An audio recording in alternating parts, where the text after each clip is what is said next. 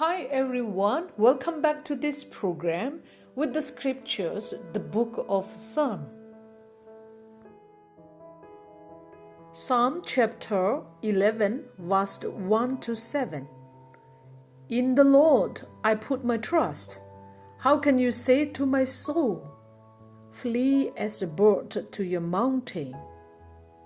For look, the wicked bend their bow, they make ready their arrow on the string, that they may shoot secretly at the upright in heart.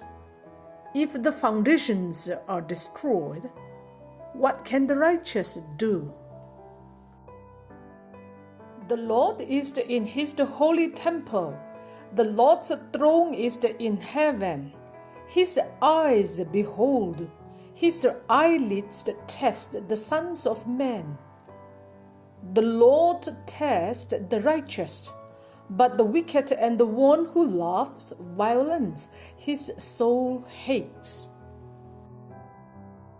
Upon the wicked he will rain coals, fire and brimstone, and a burning wind shall be the portion of their cup.